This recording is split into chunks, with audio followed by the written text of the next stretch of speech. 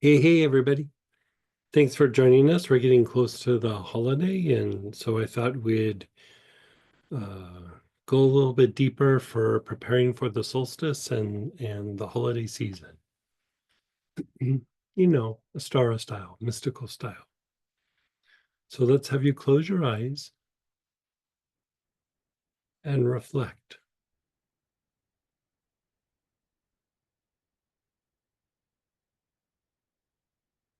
You're reflecting on a prayer you'd like to offer up or an area of healing.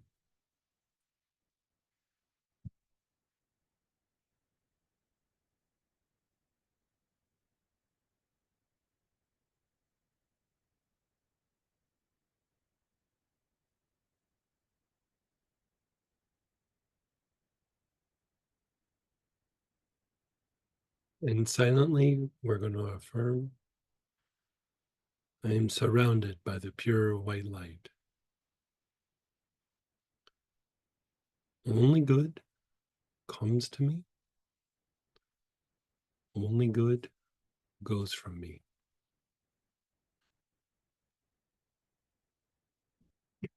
We talk about that affirmation. I wouldn't say a lot, but we talk about it, often. We use it, but sometimes we forget kind of the meaning. And really, it's one of those things that has um, like layered meanings, a lot of different applications. And when we come here to the end of the year and we're coming to the solstice. Christmas is an interesting time. Even if you don't celebrate Christmas, it's a time where even people who are not very generous or open-hearted or very giving, it's almost like the holiday and the season kind of forces people to be a little bit more heart-centered for just even for a little tiny bit. For us, when we do practices like this, we're practicing to be heart-centered quite often. But it's a time when, everybody around us, even the grumpy people are having to, buy gifts for people and be giving and think of other people. And even though they might not do it well, they still are being forced to do it.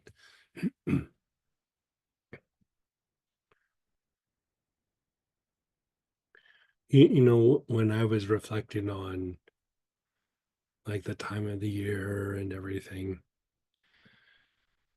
when we're dealing with different people, be it our family or just the people that we know and people that are around us, and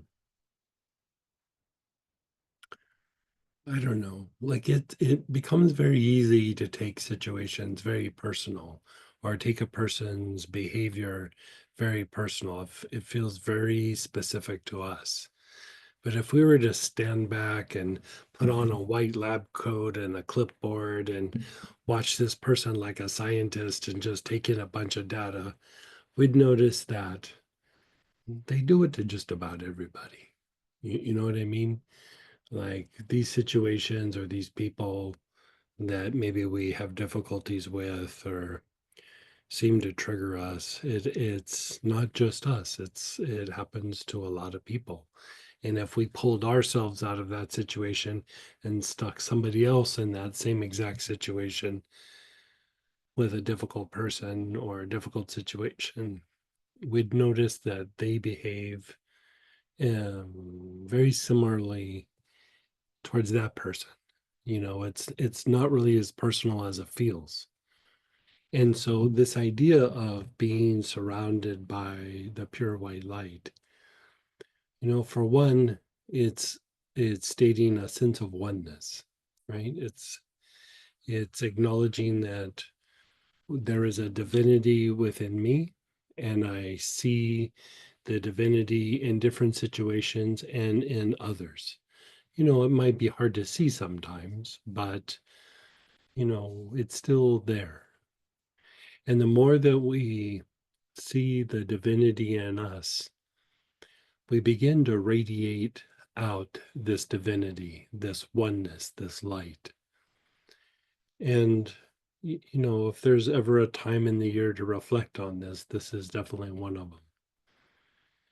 And so when we're in these different situations and we can remember the affirmation, or we've practiced the affirmation enough to where it gets like ingrained in us, it starts to give us a different perspective. And I find that sometimes, doing the practice over and over again is helpful, but sometimes certain areas need a little bit more effort. A certain person might need a little more effort. I think we all have somebody in our lives that is that special person that can push those buttons in us in ways that other people can't, you know.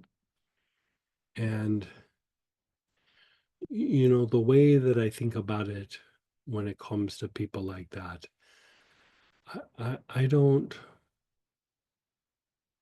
want to let anybody pull me away from who I am, right? Who I truly am. I don't want to get lost in a situation. I don't want to get lost in the chaos of the world. I don't want to get lost in the chaos of a situation or get stuck in the drama with another person. And so this idea of being surrounded by the pure white light, it gives us more of a sense of us, of who we are, who we truly are, our true nature, our Buddha nature, our Christ consciousness. It gives us the idea, or helps us tap into that pure white light, that infinite light that's of the soul. And so, we go through life and we have these different difficulties and we have these situations and we have these experiences, and other people are projecting things to us, to our face and behind our back. And sometimes it's just being in groups and people might be judgmental in that way. And all of these things kind of begin to add up in our energy body and our physiology and our emotions, our mind. And as much as we're aware of it or not aware of it, it still affects us. Even if we have no conscious awareness of it, it still affects us. And the more that we can not personalize other people's difficulties and other people's struggles, and not make it so much about that it's about us specifically, the better. And in a way, by going through and doing this, we're starting to disentangle or unwind these connections between us and these difficult situations or these difficult people. And again, even if we don't think that these situations are impacting us, they are, you know, they are.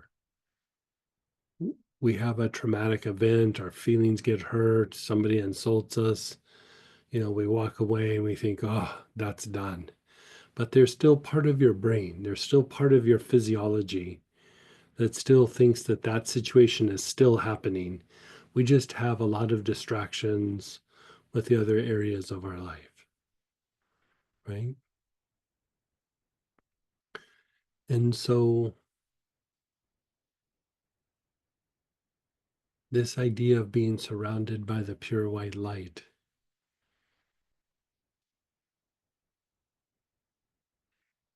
it's acknowledging that we're the soul. We are the Christ consciousness. We are the Buddha nature, right? We're not the situation with this person. We're not the situation that is aggravating us or causing us anxiety.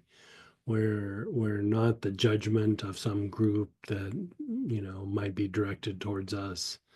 And even things going out on society. We're not of that. We might be in it, but we're not of it. And so we're going to utilize this idea of being surrounded by the white light. Only good coming to me, only good going from me. It's easy to get fixated on the negative. You know, it's a weird thing. This is why I think mysticism and mystical practices, the things that we do at Astara, this is why I think it's so important is, the mind, we do things for the mind to help calm the mind and help regulate the mind and help the development of intuition and the intuitive aspects of the mind. And this is all good. But when we look at it from a mystical point of view, the mind was never supposed to be in control. It's a servant. It is the servant of the soul. It's not supposed to be the one calling the shots. But somehow, through culture and conditioning and the things that happen, and somehow the mind started becoming the boss. And in that, we start to live in these stories, and we start venturing farther and farther away from who we really are. And the way to get back there is the heart, is to go deeper and deeper into the heart. Right?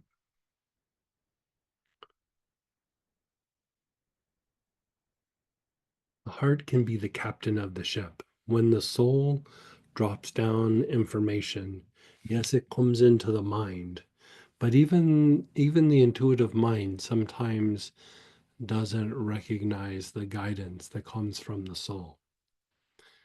The heart has the ability to perceive something that the mind hasn't perceived yet. And then eventually the mind starts to have an experience. And so part of what I'd like to explore is putting everything back into its proper alignment. The heart, the mind, our true nature, the pure white light, only goodness coming to us, only goodness going from us. Seeing the divinity within us and seeing the divinity in the others. And when we see the divinity in the others, it starts to become like a fertilizer for the light that's within us.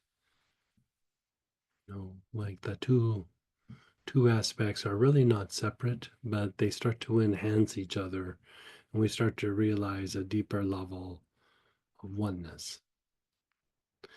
Separation between us and our higher soul is really just a game of the mind. It's really not accurate. It's an illusion.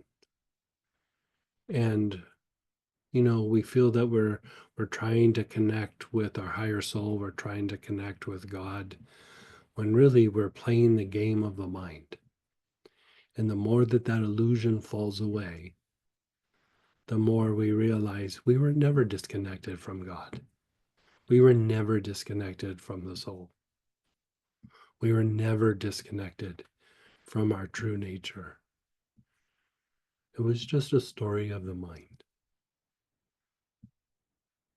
The mind is naturally afraid. It's afraid of anything that has to do with the soul. It's afraid of anything that has to do with the heart. It's afraid of anything that makes it lose that boss position that it thinks it has. So let's move forward and do this practice in a way that's very gentle. So we gently align how our energy body is supposed to work. And so we're going to put our awareness on different areas of the body and then affirm that we're surrounded by the pure white light. And we're also going to affirm, I am not that, right? Because when we say, I am that I am, we're saying that the incarnated soul that's having this experience in the body is one with the higher soul. The little I am is one with the higher I am. I am that I am, right? But again, if we get lost in the story of the mind, these situations, this difficult person, we start to identify with it and we start to think that this is who we are. And we just have to affirm that I'm not the situation with that difficult person. I'm not the drama. I'm not the difficult situation. I'm not the anxiety.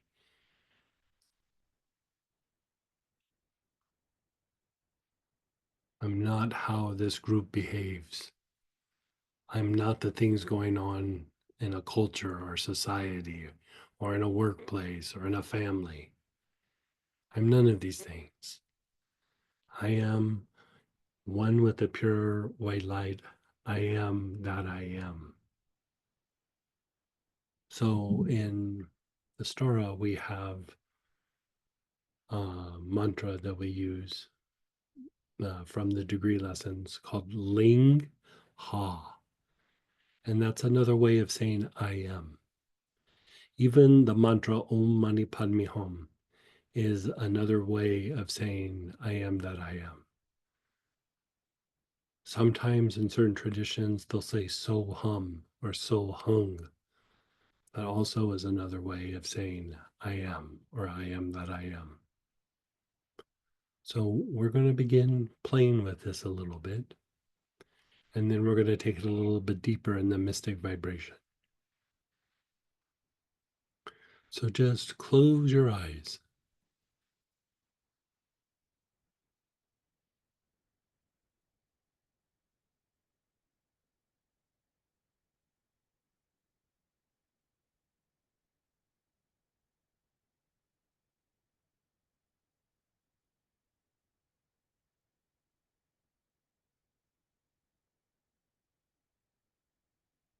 With your eyes closed, your awareness is on your heart.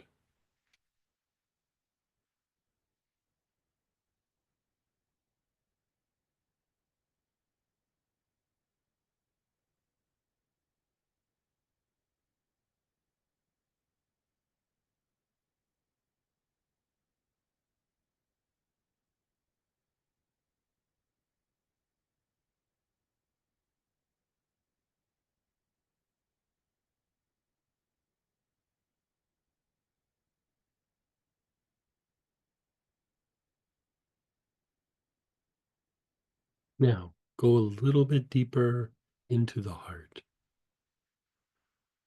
Little movements at a time. Just little movements. Move in about this much and then just be still. You're moving towards the spinal cord. You're looking for that sacred space within the heart.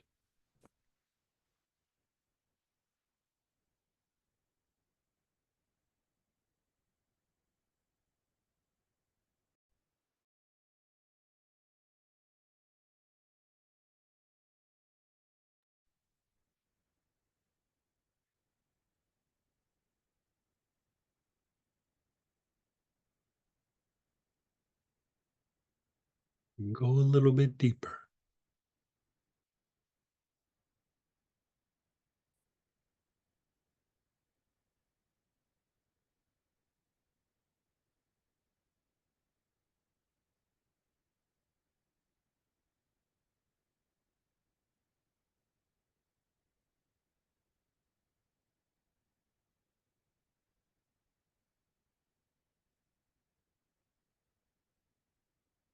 Just be still. Wherever you're at in the heart, just be still.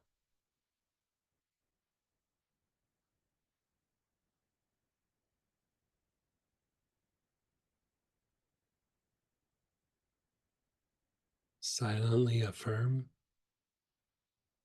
I am surrounded by the pure white light.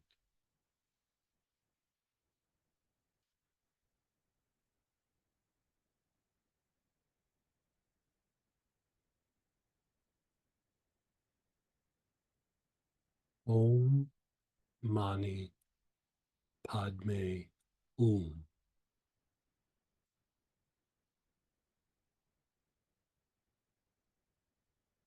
Ling Ha.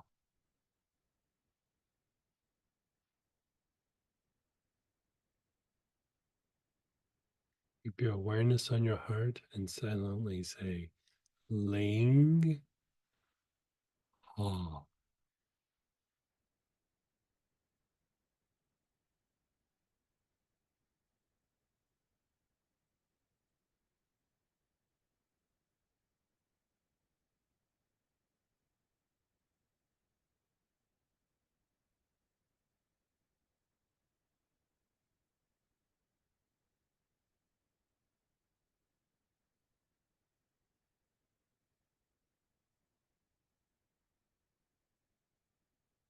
So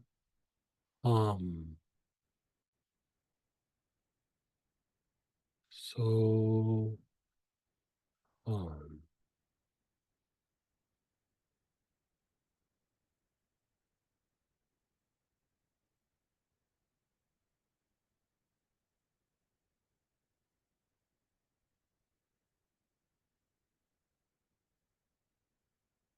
I am that I am.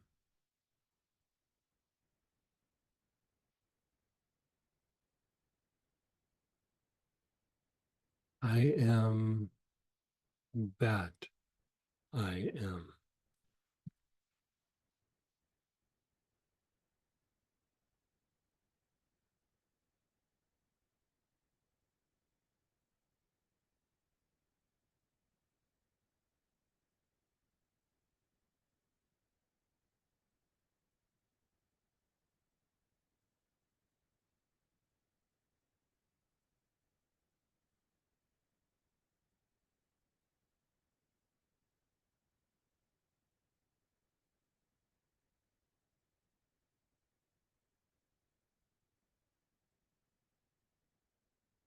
I am that I am.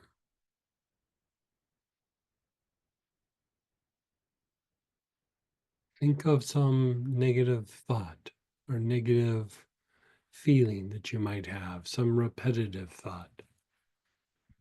Could be anxiety, could be fear, could be a trauma, could just be a stress or a worry, could be a past event. Keep your awareness on your heart.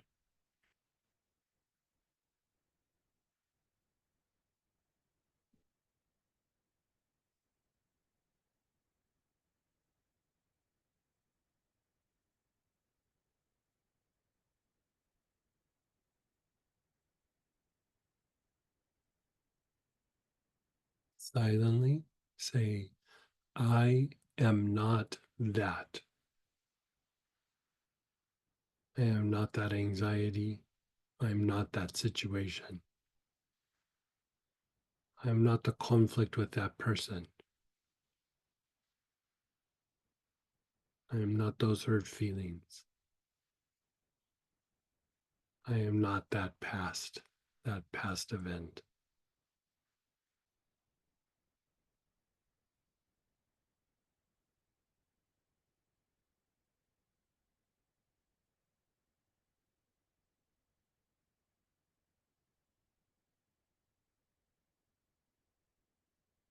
I am that I am. Ling Ha.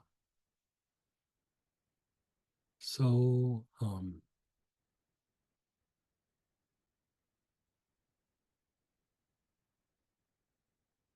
Om Mani Padme Hum.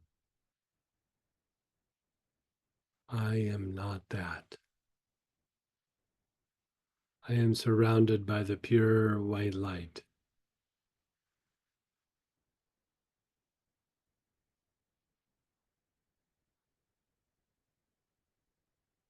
There is no separation between me and my higher nature. There is only oneness. There is no separation between me and God. There is only oneness.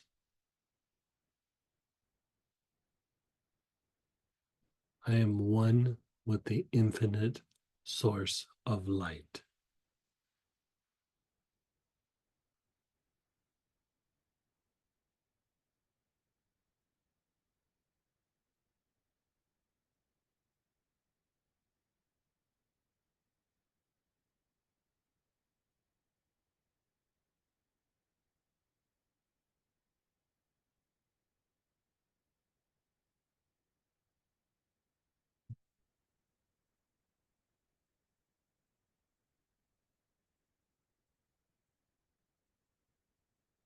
I am not that.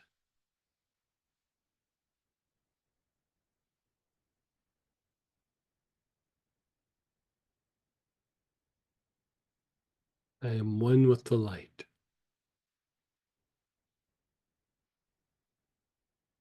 I am a vessel of the light. I swim in an ocean of pure white light.